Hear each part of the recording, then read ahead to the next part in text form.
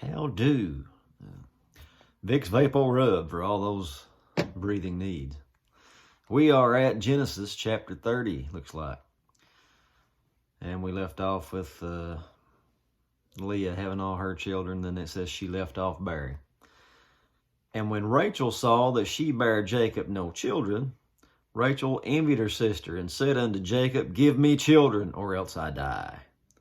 And Jacob's anger was kindled against Rachel and said, Am I in God's stead? Who's withheld from thee the fruit of the womb? Fruit of the womb.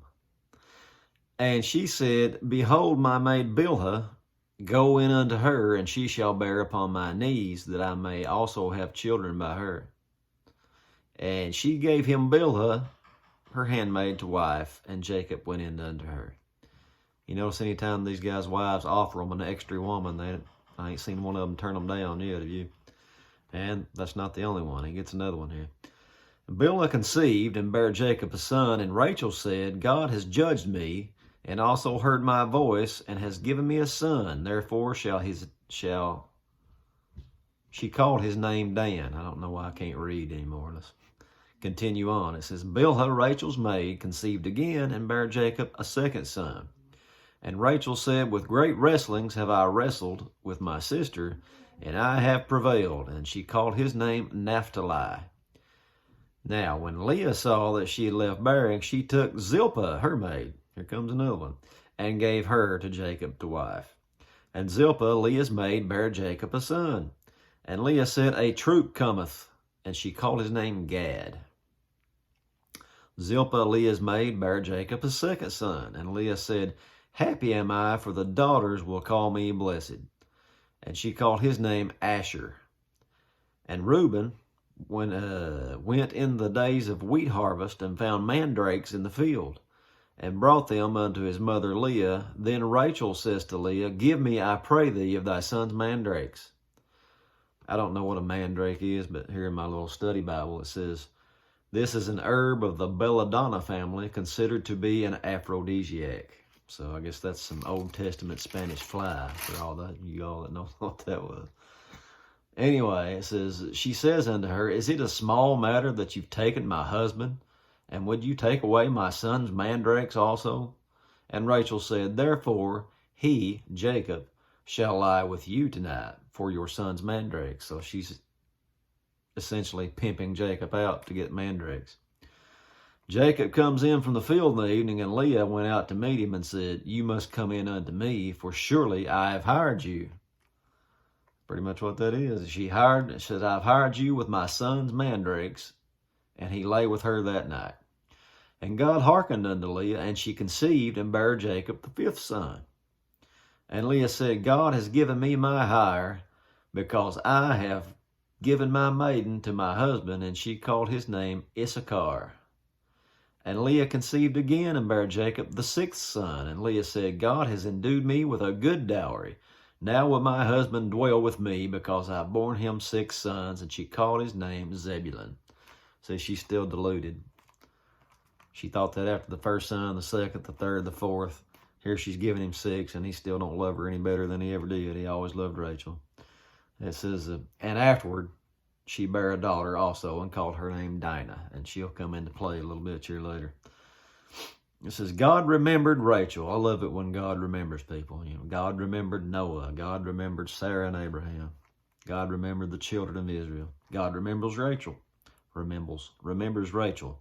And God hearkened to her and opened her womb, and she conceived and bare a son, and said, God has taken away my reproach. And she called his name Joseph, and said, The Lord shall add to me another son. And it came to pass, when Rachel had borne Joseph, that Jacob said unto Laban, Send me away, that I may go into my own place, into my own country. He's got his family built up. He's got plenty of goods. He's ready to go back, like he promised God he would, to his own country and start there. So that's what he's asking Laban, leave to go. He says, Give me my wives, my children, for whom I've served you, and let me go, for you know my service which I have done to you.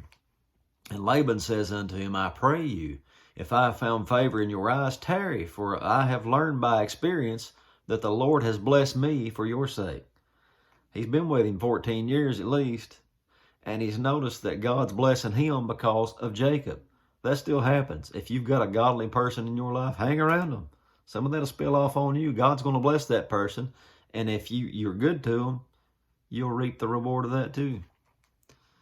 If nothing else, you'll learn some godly stuff, won't you? He says, and he said, appoint me your wages and I will give it. He's trying to get him to stay. And he just appoint me your wages and I'll give it to you. And he says unto him, thou knowest how I have served thee, and how thy cattle was with me.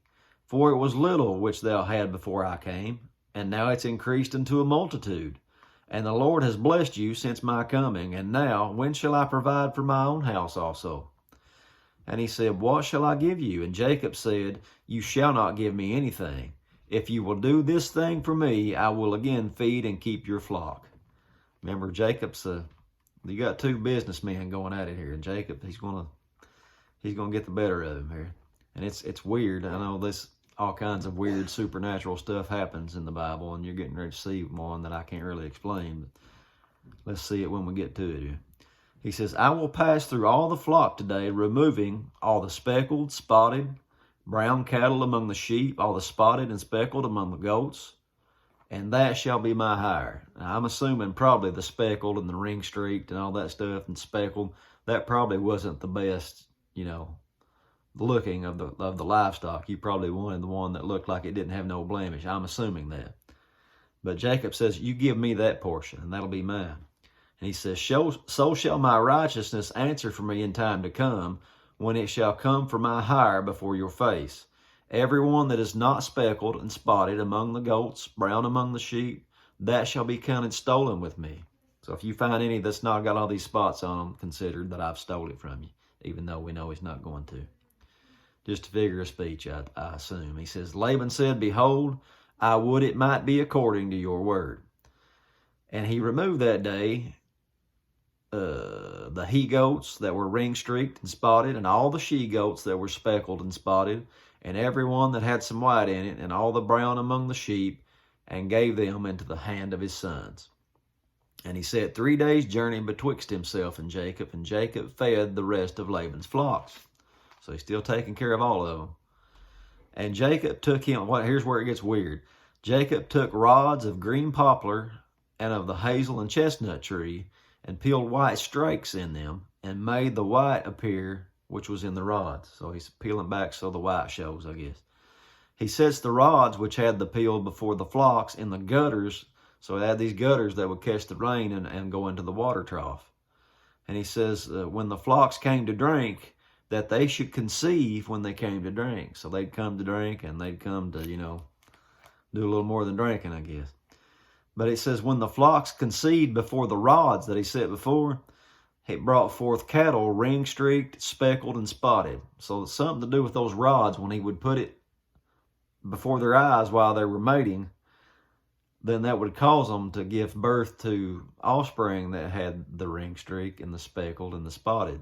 And you'll notice before we get done, he only started doing that when the biggest and the strongest of the animals would come. Then he would set these rods before them, so that in time, process of time, all the strongest animals would be Jacob's and the feeble would be Laban's. So you see what he's got going on here. I don't know how that works. I've heard people try and explain it. It kind of sounds like an old wives' tale or something, but apparently it worked here. And I'll keep reading because I just explained a lot of what we're going to read here. And he says, and the flock conceived and brought forth speckled and spotted. And Jacob did separate the lambs and set the faces of the flocks toward the ring-streaked, and all the brown in the flock of Laban. And he put his own flocks up beside themselves, and put them not unto Laban's cattle. So he kept them separated. And it came to pass, whensoever the stronger cattle did conceive, that Jacob laid the rods before the eyes of the cattle in the gutters, that they may conceive among the rods, and be the ones that would be his hire, right? He says, but when the cattle were feeble, he put not them in. So the feebler were Laban's, and the stronger were Jacob's.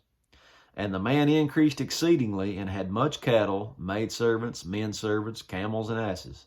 Starting to sound a whole lot like his papa, isn't he? Abraham. Got all kinds of stuff. And that's it for chapter 30. Show up tomorrow, Lord willing, we'll try it again. God bless you.